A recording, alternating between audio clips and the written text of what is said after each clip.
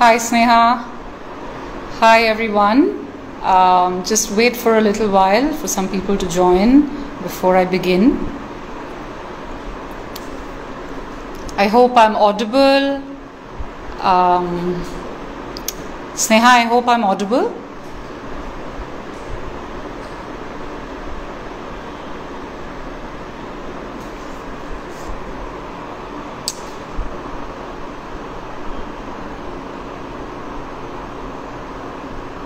Cool. Okay, great.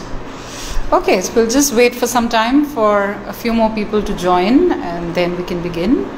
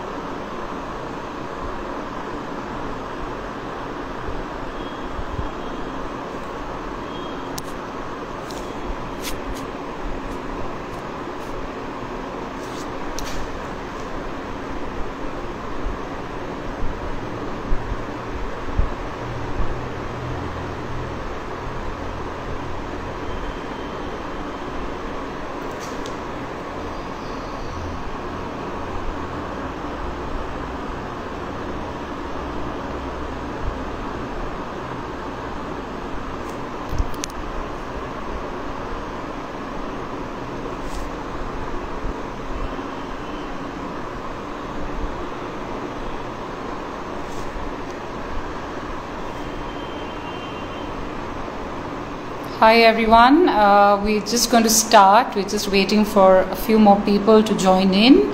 Maybe just in a minute I will start.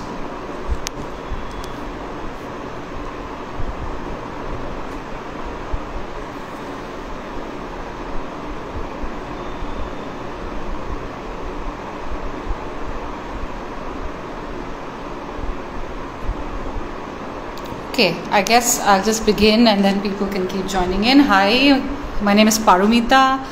I am a contemporary dancer, curator and arts manager. I'm based out of Kolkata and I'm really thrilled to be on the Neo-Nartaki Instagram page today and to share with all of you some of my experiences of using art and practicing art to raise awareness about the environment and how to also have a more sustainable artistic practice.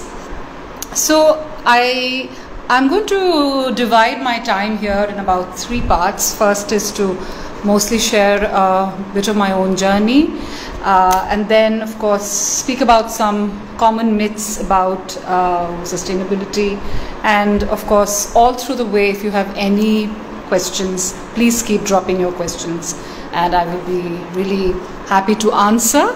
Insta lives are best done as conversations, so if you have questions please keep dropping them.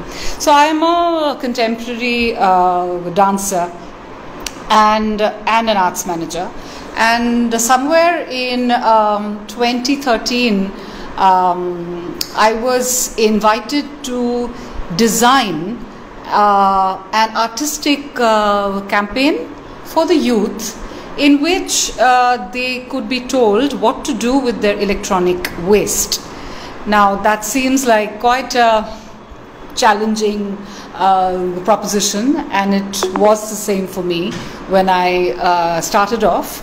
But I think then till now, from 2013 to now, has been a journey that has really been something that I cherish, and it has also started me off on a whole new path of how to work in the arts and how to think sustainably. So I think one of the first questions that would come to our minds is what is sustainability?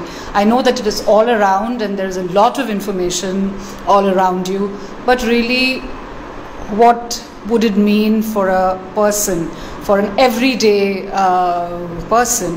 How can you possibly live in a more sustainable manner?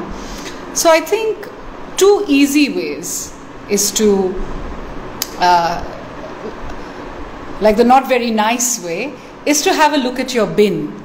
Yes, your bin, your waste bin, and I think that's a very good place to start, because often we can tell where a person is in their journey of finding sustainability in their lives is when we have a peek into their bin.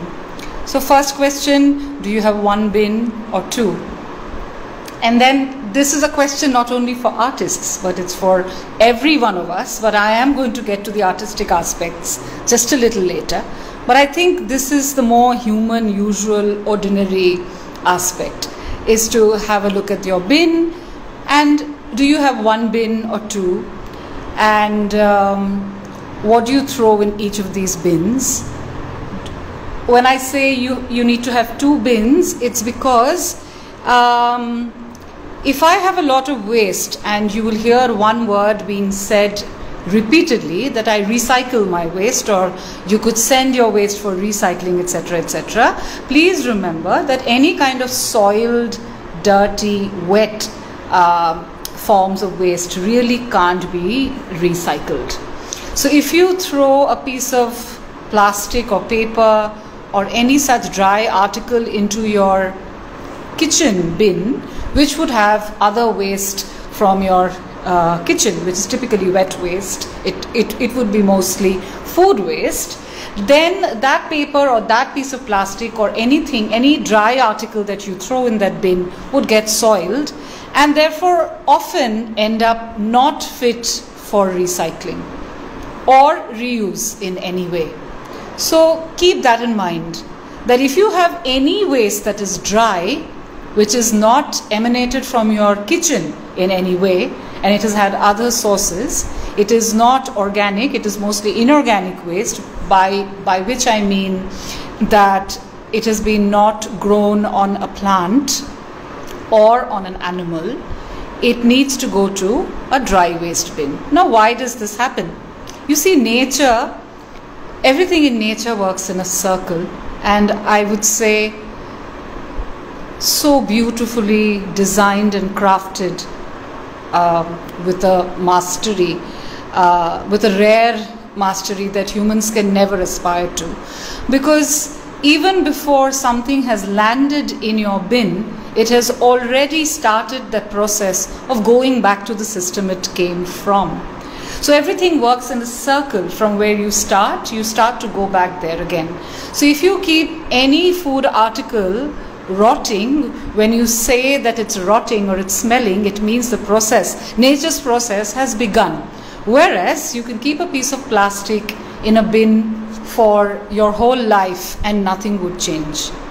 So you can clearly see that everything you throw in your kitchen bin, in your wet bin, will not last beyond a couple of months, which is why the process of composting is such a rewarding process, because you actually do not generate any wet waste. Anything that you get from the kitchen, any vegetable or non-vegetable waste can actually be composted easily, and it can be used as manure or any other way to add to your plant life, to your gardens. You can also give it as a gift to your neighbor for his garden. Now, this composting story is a totally separate story, and you will find enough ways and means on how to compost and what are the other details, and I'm sure you can find it online. The other part of your waste is your dry waste. and that goes into a dry bin. And ideally that goes for recycling. But do check what you are adding to your dry bin. I really think that the dry bin is a very good space to experiment, because you will see, now what is waste? Waste is something that we declare as something that we don't need. But often I would like to call waste as not waste but as resource. So if you see waste as resource, waste could actually be reused for so many different things. Now, there is a small catch here. Often we hear of a word called upcycle. And when I say upcycle, often we want to convert some articles of our dry waste into other things. So we want to alter its quality. We might want to break it, mold it, heat it, shape it, and make it into a toy or something or some other things. What actually happens there is that the recyclable quality or the reusable quality actually goes down. So it does become upcycled, but what happens to that toy finally? I think one question that we keep having to ask ourselves is that where do things go? And this is a question that we don't often ask. Everything has to go somewhere. Everything around you, on your table, on your bed, in your home, in your kitchen, everything has to go somewhere. So if you think that, oh, I have this and I'm going to just throw this, if you just stop and question, okay, I'm going to throw, but what happens after this? If you just ask that question, I think a lot of these myths around how to live sustainably can really be solved. Everything that comes out of your kitchen, you don't need to worry. Nature has already designed everything in a way that it can be consumed back by nature itself and returned to nature only to be born again. So that cycle goes on its own without abasion. But everything else that is man-made is the trouble, because we have a basic design flaw. When things are made by factories or industries, they are made, but there is no thought to actually question that where will this go after its use, it's over. So what we are typically doing is making, using and throwing, and often not asking that after I throw, where does it go? If at the very start we were to design an article thinking that, okay, I'm going to use it and then I'm going to keep using it, and then maybe after me somebody else is going to use it and use it and use it, and at the end of all these usage cycles, it can be either returned to nature in some form or it can be recycled to make something else. A very easy example is the sari or any piece of Indian textile. And this sari, which is often bought in one form and is worn for many years through generations in many forms, and even after it has really outdone its use as an article to wear as a sari, it can be then further upcycled now by altering its shape, and that goes into garments. Actually, once it is cut and once it becomes a garment, that garment might not be able you may not be able to reuse that garment, because again after a few uses you don't know what to do with that garment. But if you would not cut the sari, it could be used in so many other ways. As you would know in your own house how our grandmothers and our mothers used to repurpose the sari, make it into blanket covers, curtains, table covers, and of course make other things out of it, and finally to reach the rag, which is further used to clean and wipe things. So really you see that this is a true example of reuse, where one article can be used continuously through generations. Unfortunately, we mostly now buy ready-made garments, and often after a few uses we outdo their use. They often lie in the wardrobe for a bit. There are times when we give away. A lot of times they're just thrown away without really wondering where they're going.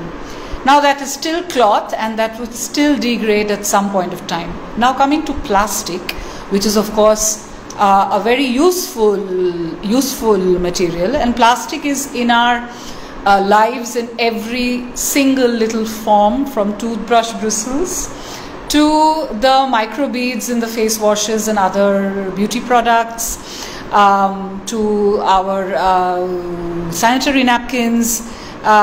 Plastic is everywhere. In the most intimate spaces of usage by the human body, plastic is there. Now, there are millions of tons of plastic that are released as waste every year, and where they end up typically are in the landfills, in our rivers, in our water bodies, and finally in the seas. In fact, everything that you throw away, including now during COVID times, all the plastic that you throw away in the form of masks or shields or caps or gloves, or there's so many. Plastic has really returned to our lives during COVID in so many ways, in single-use plastic tableware. It could be your plates, your dishes, your cutlery, in every single way. Where does this plastic go? It really doesn't go anywhere. It stays for millions of years. In your lifetime, every article of plastic you would have thrown is somewhere, and it is going to be there for very, very long, unless it was recycled. Now the question remains that not all plastic can be recycled. Very fine plastic, very complex plastic. There are many forms of plastic that cannot be recycled. So if you're going to assume that, oh, it's fine to use plastic because I can always send it for recycling, there are many questions in that space. One is, who pays for our recycling? Because recycling needs resource, it needs money, it needs a factory, it needs labor. How is that recycling going to work? That is one huge question. Also, there are many forms of plastic that can't be recycled at all, and which finally get dumped. So, do we not use plastic? We need to use plastic in some forms, because right now probably we do not have alternatives to everything. But having said that, there are alternatives to a lot of things, especially now if you research. There are alternatives to almost everything. But how difficult is to find all of this, and how does one live our everyday lives? I think for me as an artist, I really think that the first question I've asked myself is, what do I have already that I can reuse, instead of going and buying? It is very tempting to buy, but often we have so much that we can just reuse in many forms, be it clothes, be it our articles at home, because just to throw it away is so easy, but to use it as resource is so rewarding.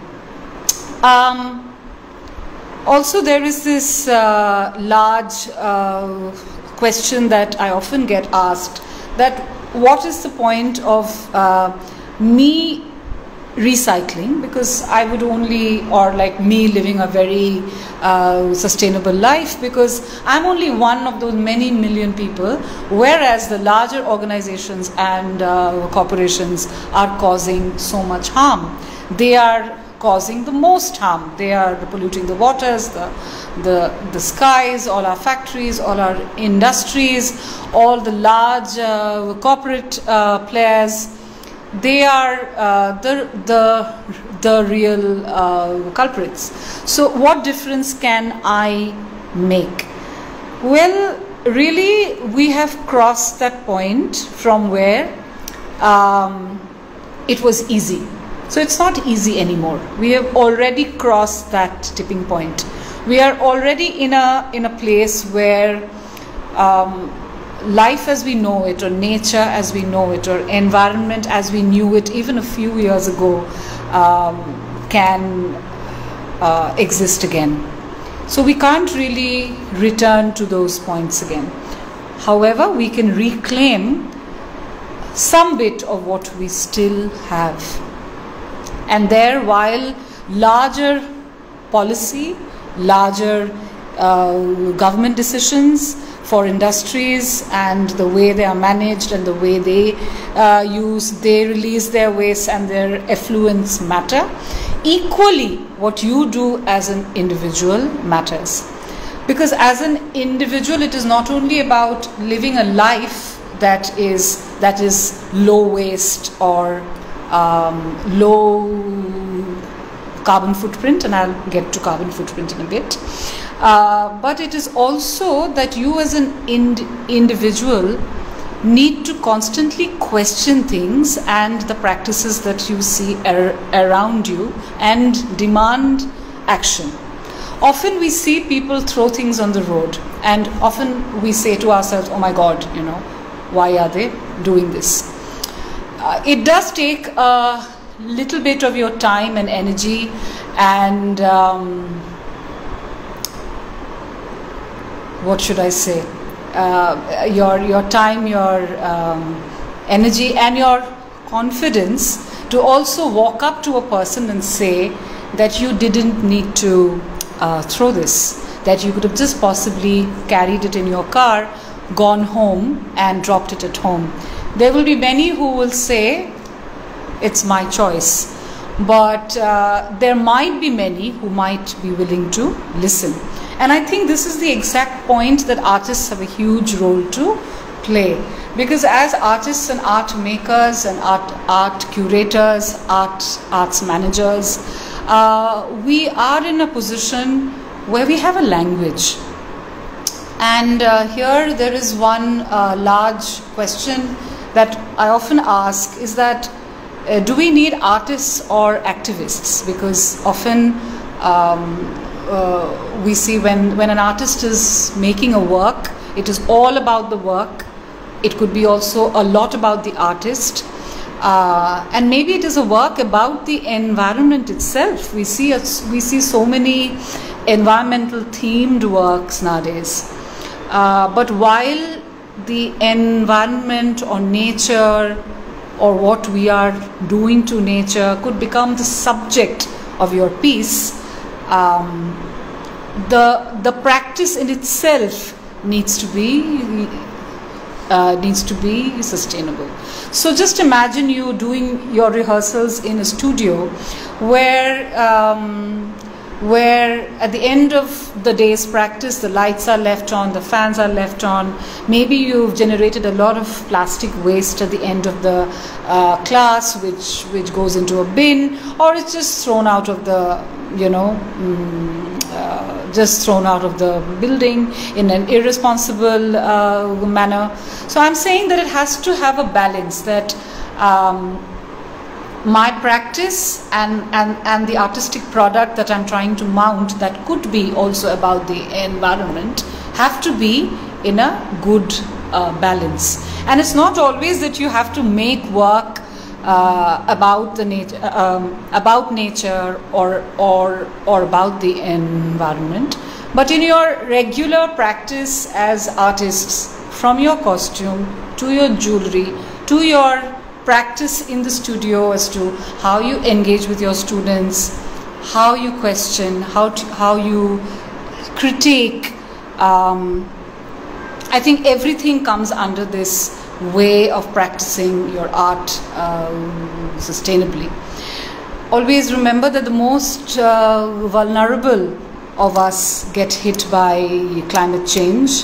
The more privileged amongst us are often safe. We observe the changes around us, but we are not so directly harmed.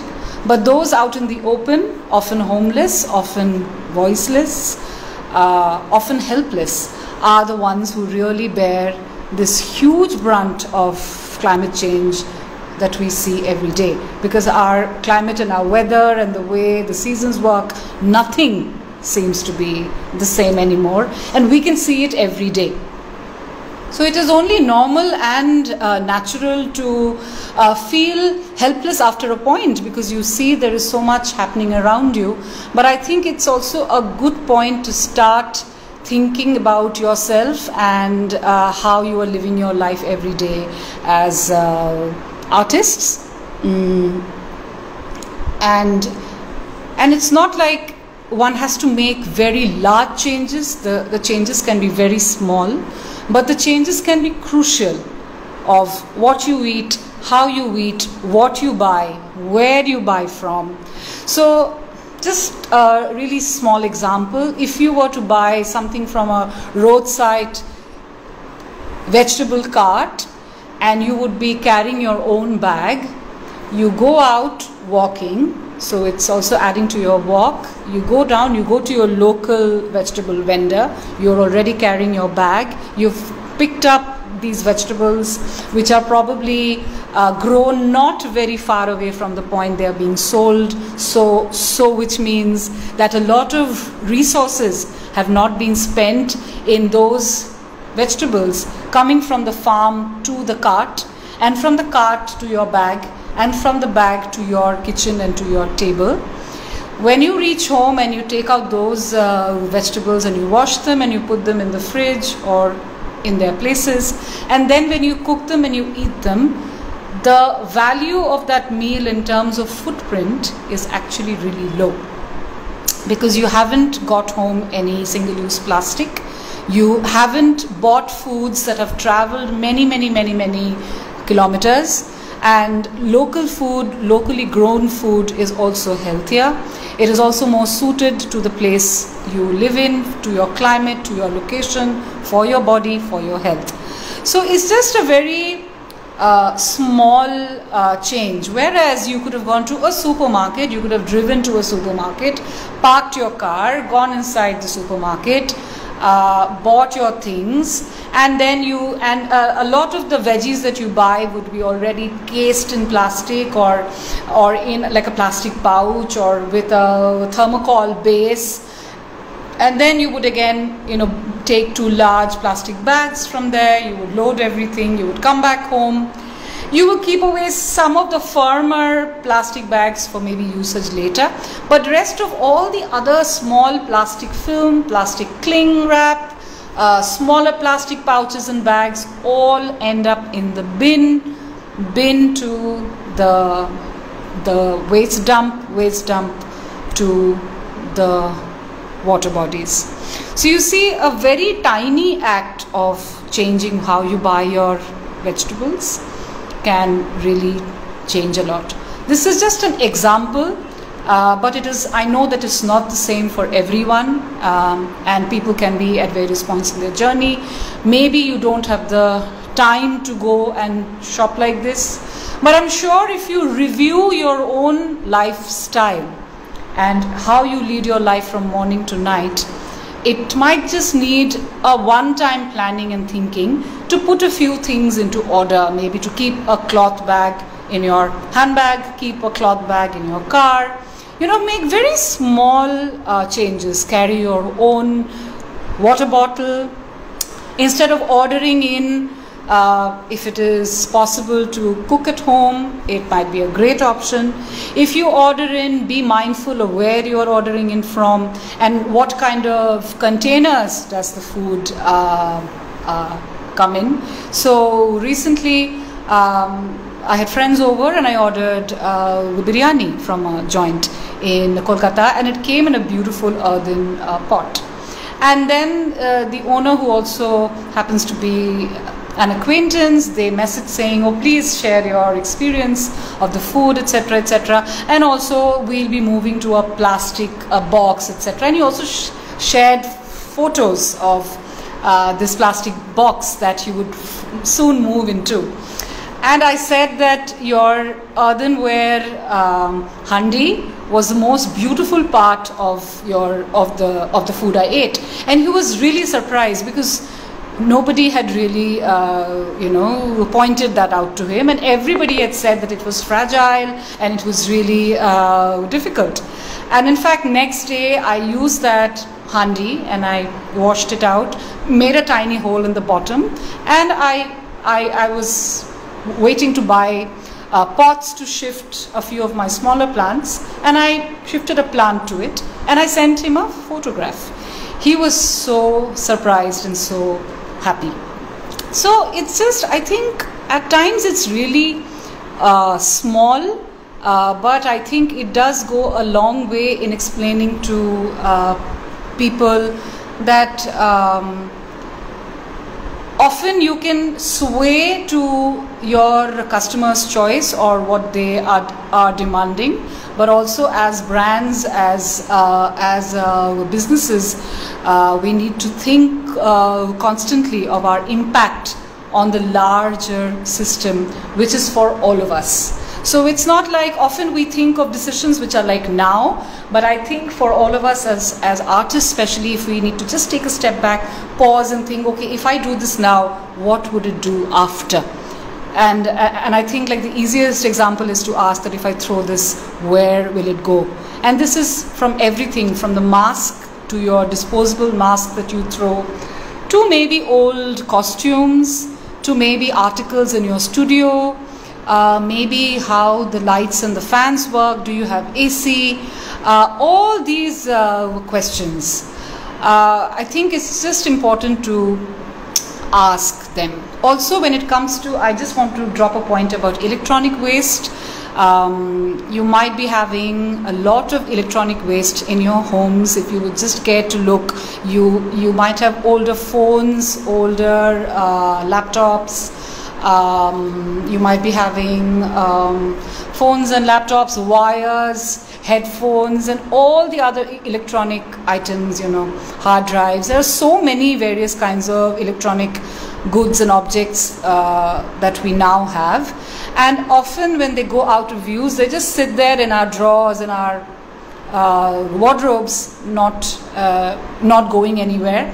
When you do that, it's not like that old laptop sitting inside your wardrobe it is not dangerous, as in it is not going to explode.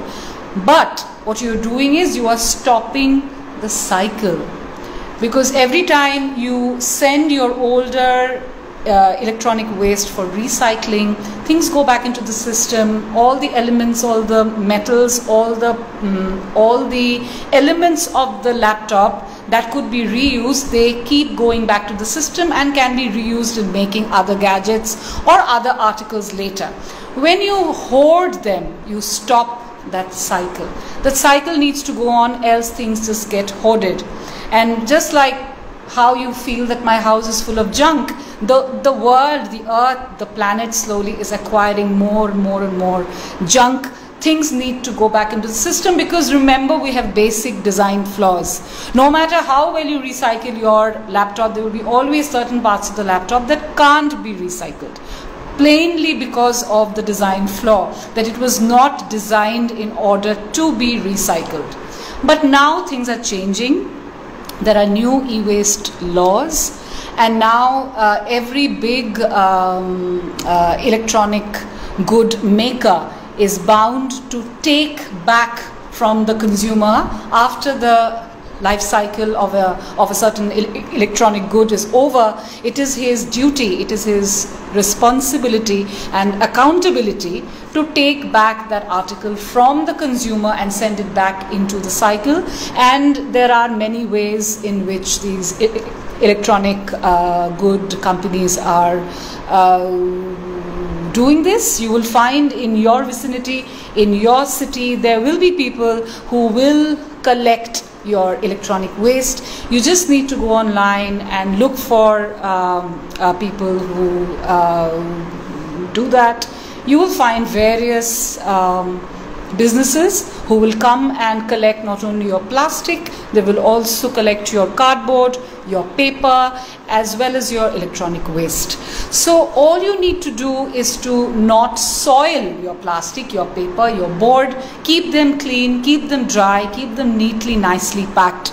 And these people will come, they will weigh, and they will sort everything, and they will take it for recycling. Often they will take only what they can take, only what they can recycle. So Yeah, so I think one big word that comes to this lifestyle is a mindful one. Being aware of what I'm buying. Do I need it? After I use it, what happens to it? How many times can I use it? Can I pass it on to somebody after my use so that they can benefit out of it? So it's a bit of a cycle that one needs to be invested in. I have a question from Sneha, who asks, how could you go about bringing this thinking amongst the younger generation of dancers? Sneha, thank you for that question. Well, thankfully in India, we still live in a very teacher-student, guru-shishya system, where students would almost take everything that their guru says or instructs very, very seriously. And I think it's a very good, and I think that's really good, because if the guru can impart these very simple thoughts and values through the teaching system, itself, I think younger dancers can easily get all this information. I remember in this project that I was sharing very early in 2013-15 that I had done, we had actually done a piece with dancers of Kolkata, and it was called Eco Boom. And this piece actually traveled across campuses and universities of schools and colleges and all these other educational spaces. And the piece was really simple. All the clothes were made from repurposed fabric. We used a lot of containers and other things to make masks, and it looked quite bizarre, which actually made it stand out. And the whole piece was where the dancers actually cleaned up the spot they were in. So we would eventually take this team of dancers to really unhygienic and dirty areas, and through the piece they would actually get all this garbage together. And it had a very simple message, but I think it was really effective, because a lot of colleges and universities that we actually took this piece to later started having it, because it was an e-waste campaign. Finally, all of them started having their own e-waste bins, and they started sending their e-waste as well as their dry waste for recycling. So I think it is just a thought process of also not always thinking in the moment of what is going to be of benefit right away, like right now. Often when we say, for example, buy a piece of clothing, we're like, oh, this is very pretty and it's nice and I just want to wear it now, and I will just buy it. And often just in a month, maybe after 4 or 5 times after I've worn it, I really lose, all fondness for it. And then I'm already trying to look, okay, what else can I buy? But if you would really invest in a good article of clothing that may be a little more expensive than your normal one, that you would just pick up as a single-use clothing, almost like single-use plastic.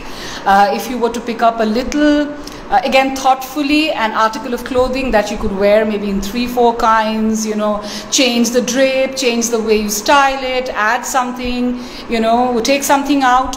Really, you're increasing its life. You're extending the life of the garment. You are reusing it. You could also, if it's really good quality, you could also pass it on to other family members.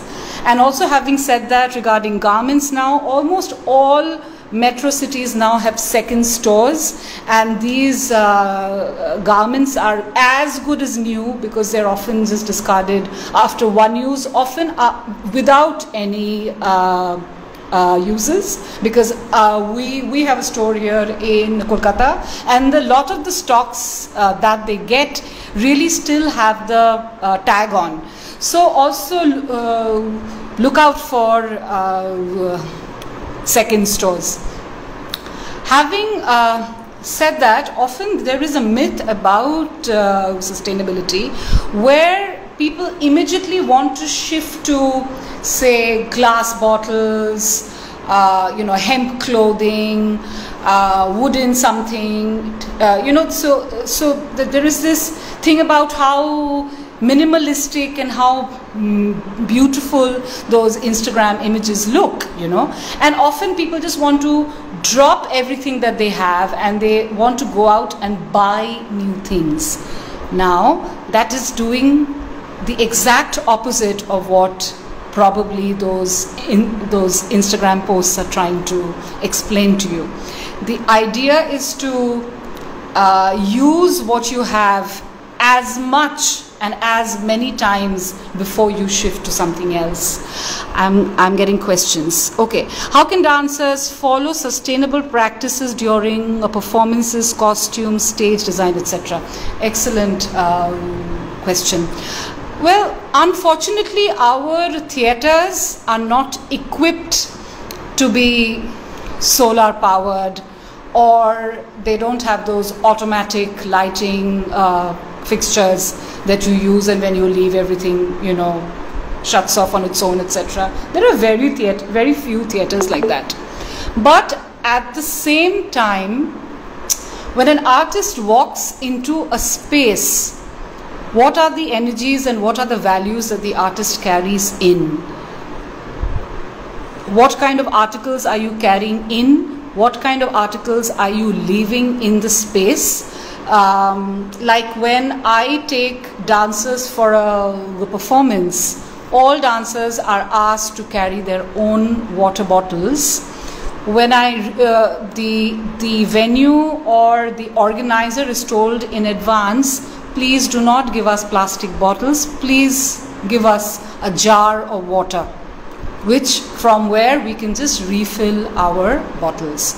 So that is immediately when you convey this to your student, the student immediately knows that this is a value that we follow. Often it's very tiny. These values are often very tiny, but they stay on with you, that we don't go to a venue, take those tiny, I don't know how many ml bottles those are, where you just open the bottle and in one sip it's just gone, because you're so in the middle of a performance, and you're just down and you drink one sip and you're back to the stage, and that bottle has no value after that, you see. So I think these are very small values, but to also take care of their costumes, of their jewelry, to not have any parts in the costume that need to be thrown away after the show, that can't be reused. So be mindful of what kind of material you are using. And then when you leave the space, leave it as it was. When you walk in, you see the space. When you leave, the space should be the same way, without any waste being there. And this is the same when you travel as a troupe. I'm sure now, for the last 2 years, most of us have not traveled. But now, as traveling slowly opens up again, as tourists, as dancers, when we are traveling, please be mindful of the waste that you leave behind everywhere. When you go to a space, a new city, a new theater, a new stage, leave it like you have found it. You see, animals will move around in the same space for years and you'll not find one article of waste. Send one bunch of humans into any space, and when they leave, you will just see the sort of waste they have left behind. I'm sure a lot of you see images of Leh and Ladakh, and they look pristine and beautiful. But if you really ask some people who would have gone recently, they would have told you the kind of mindless accumulation of waste that has happened across Leh and Ladakh. What does it take for people to visit a space and not leave waste behind? So make it a practice as a human, as an artist, as a teacher, as a student.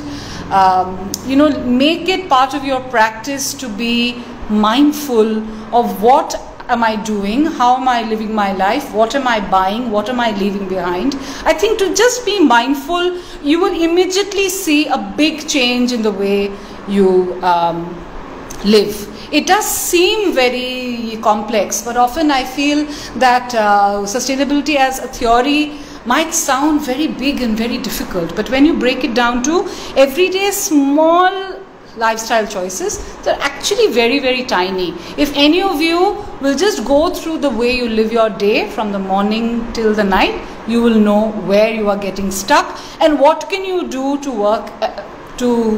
work around. Now in the age of Instagram, there are so many people who are just researching on this. There are a lot of Instagram pages that I follow, and you can also just do some research and find a few of them. Like there is this page called Wasteless Pro that I follow quite often. They put out the facts in front of you. How many kinds of plastics are there? Which all can be recycled, which can't, which is harmful, which is not. Everything, everything is laid out and well researched. All you need to do is when you're scrolling, just spend some time, read a little bit, and you will be able to, see and know what kind of changes you can bring in your everyday life. There is one question that I want to ask often. I get asked that should we do arts for advocacy or should it be sustainable arts practice? To which my answer is usually do both. As artists, we have a very potent tool in our hands. Our dance is a very potent tool. It speaks. Our body, it speaks. And when we are on stage, people are following us. People are watching us. When they go back home, they think that, wow, how beautiful was that show, or that expression, or that movement, or that moment. They actually follow us really closely. So there are a lot of messages we can pass on if we want to. How we do it is up to us through our craft. We might be from any style of dance, but it is still possible to do it in the way we work through our craft, and that is in my thought, that is arts for advocacy, where you speak of a certain issue, of a problem through your art. But at the same time, the artist that speaks about an issue in their art can live that issue in real life. So while you have a sustainable arts practice, you can be an advocate for sustainability through your art. So you can be both. I feel artists can be the best activists. They're also called artivists. Can really be the best activists. Somewhere I feel we need to step a little beyond ourselves and think of ourselves as citizens first. And when I say citizen, it's not only of a country, but of a planet. I feel that we are always dual citizens. One is of the planet and second of the body. So just as dancers, we take care of our body, of our health, of our weight, of what we eat, how we exercise, how we take care of our body. In the same way, we need to take care of our planet. And this is not in any sort of very facetious way. I'm just saying it as a very normal way to live, that we are already past tipping point. There is no coming back. A lot of us have children. They will grow up. What will they do? So I think this is a question that you ask yourself, ask your dancers. They would all be young. They would possibly be in their early 20s. They will have answers. And if they don't, ask them to think. I think it is our job to question and demand action, and really put our foot down at all times, become aware of where we live, our neighborhood, are our trees safe, are our neighborhood animals safe, are we buying from our local vendors,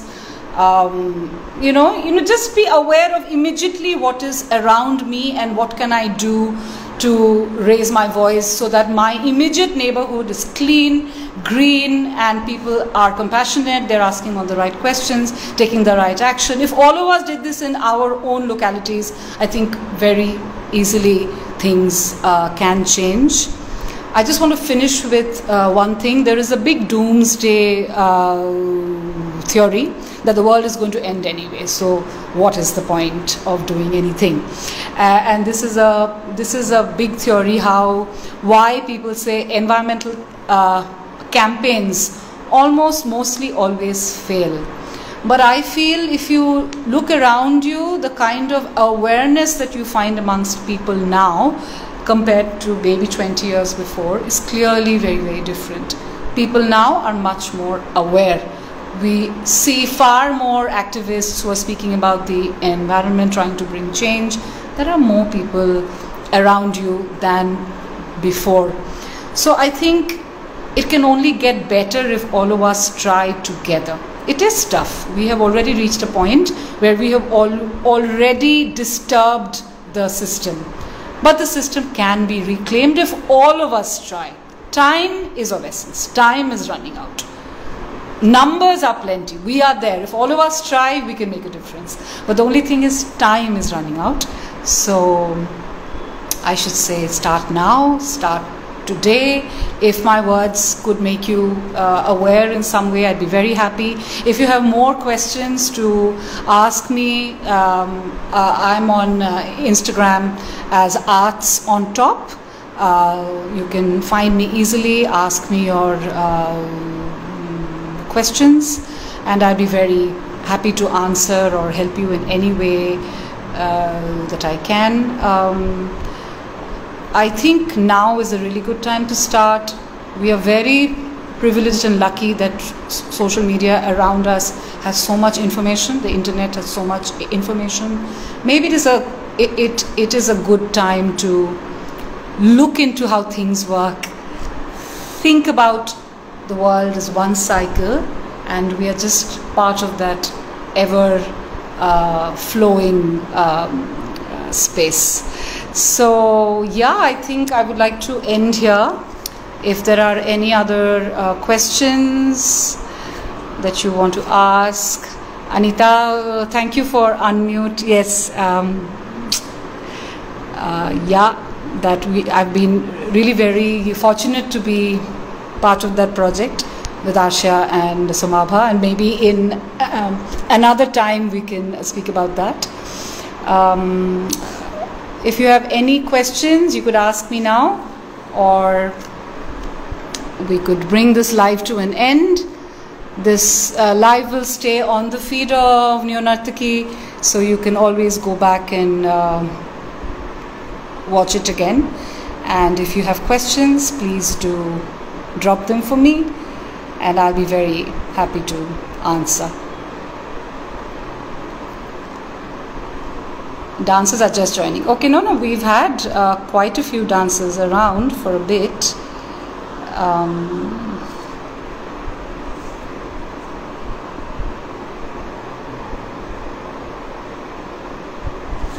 Okay. So if there are no other questions, I would like to bring this live to an end. I think I've been here for an hour almost. So please, you can leave your questions for me, and I'll be very happy to answer them. Thank you, Neonartaki, the entire team. Thank you, Anita, for having me. Oh, I think there's a question. What are the major changes you have made? Well, I think in my own life, I think the first change I have made is in the waste that leaves my house. I practically question every single article that goes into my bin. I have 2 bins, actually I have 3. I have a dry bin in my room, which is mostly for very small things that I might have to throw. Could be paper, like small bits of paper, like anything small, but mostly all the dry and wet waste gets segregated in my kitchen. and my housekeeper is now totally trained to segregate, know the difference between plastics, to not soil anything. Everything is cleaned, washed and kept sorted nicely. She knows which is the blue bin and which is the green. And what is good is that this is not my job, but she has done it. She has gone out and she has educated many other people in her community to make these changes. I send all the plastic that eventually makes its way into my house in some form or the other, though I try really hard to not get any plastics home. They all are sent for recycling. The other major challenge and change that I think I have got in my life is that last almost 4.5 years I have not bought any article of clothing. Because I think as dancers, at a certain point in life, we buy so much and we accumulate so much clothing that after a point there is no space to keep them. And I really felt that I had so much clothing that I could easily spend at least 4 to 5 years without buying anything, and which is exactly what I did. I absolutely stopped buying things, and I think I'm fine. Even after 4.5 years now, I think now I'm starting to feel the need to buy maybe some socks or like things like that, but mostly I've not had the need to buy anything. The other thing is, when I used to have really long hair, and when I chopped off my hair, of course it was due to some other issues, but after I chopped it off, I just felt the amount of waste I could reduce, because immediately I moved to a shampoo bar, and that's the only thing I need in my hair care. So just imagine shampoo, conditioner, I don't know, serum, I don't know, mask, what all things most people would use on their hair, but I need nothing. I just have a shampoo bar that comes in a little paper bag, and I can just use it and it is done. So I'm just saying, not everybody has to chop off their hair, but really now we are very lucky that we have alternatives to everything. And I think if we research, you can find options to everything, to your toothpaste, to your shampoo, to every article of daily use, every article that you use in the kitchen, every article that you can buy locally that would come in a paper, bag, or you can carry cloth bags for everything, and people are most happy to give you. Sweets, you can carry your own containers. So these are things that I do usually. Everything I buy, every single article, I immediately ask that question to myself: where is this going to go? The food is going to go inside my tummy. Where is the container going to go? So my question is that in the end, it should not leave my home. And of course, my home won't have space to stock everything. So to just be mindful of what enters my home. And I think this is the real change that I have made in my life, is to be really mindful, minimal, have less things. You don't really need things. When you travel, if you have less things, you actually need very, very, very, very few things. So I think really review the lifestyle that you have. And I think the answers all lie there, because all of us have very different lifestyles, but I think all of us have a way to live it in a very different way. A good place to ask, a good place to find answers is to go back a little bit and look how your mother lived. I always do that. Whenever I get stuck, I say, well, what would have Ma done in this on this issue or at this point, and I usually have my answer. So I guess, yes, I think these are the changes that I have got, and these changes can be actually done by anyone.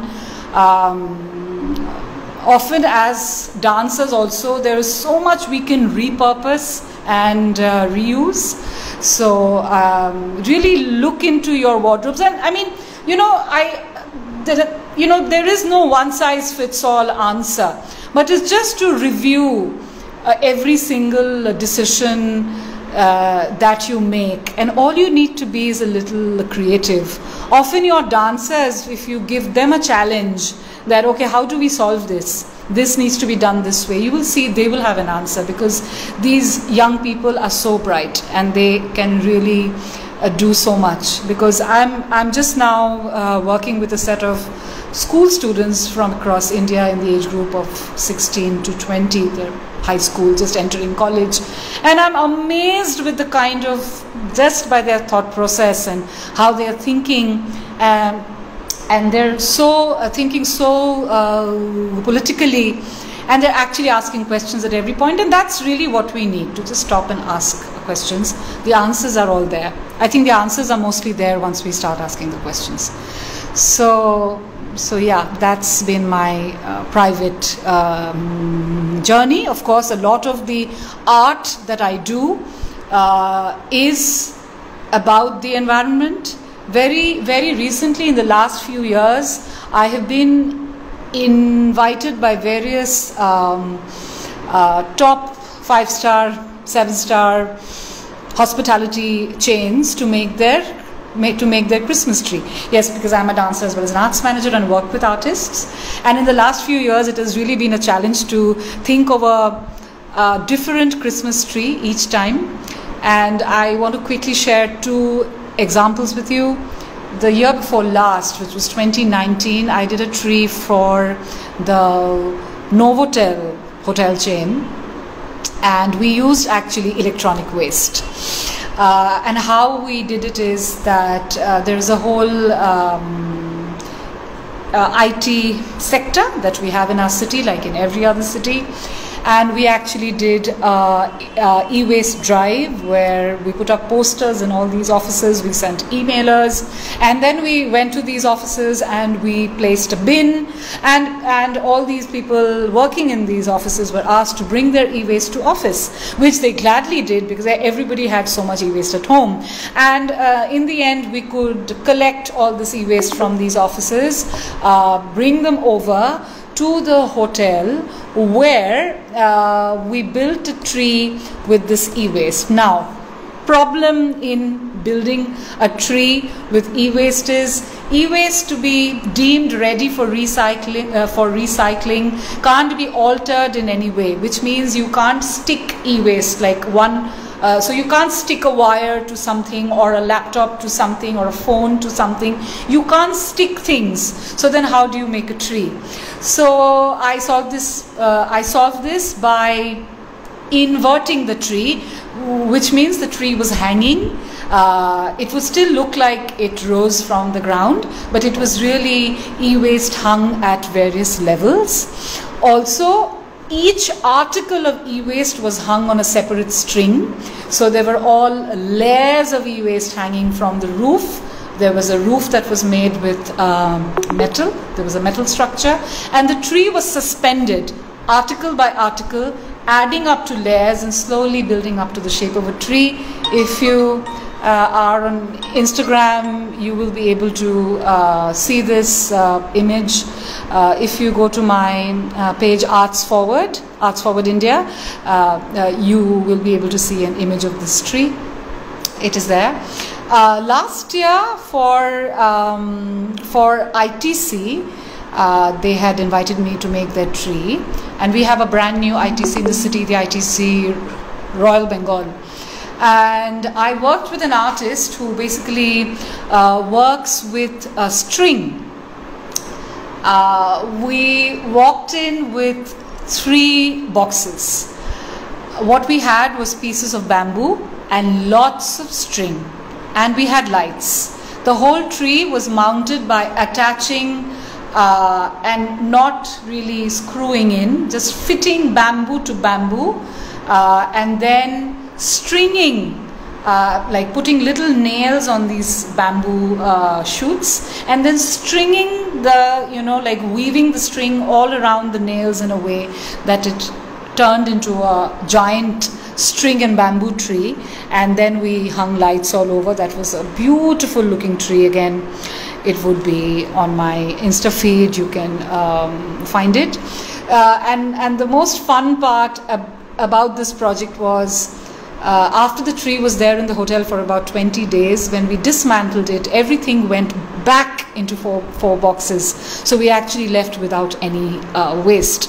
So these are also tiny challenges that we set as a team, that when we practice arts for advocacy, like when I make a tree to talk about environmental sustainability, it is crucial that this practice itself becomes sustainable, that the tree itself becomes an embodiment of my practice and my values. So these are also some ways in which I use art to speak about these issues. So yeah, so I think these are a few of the things that I've been up to. If you have any other questions, I'd be very happy to answer.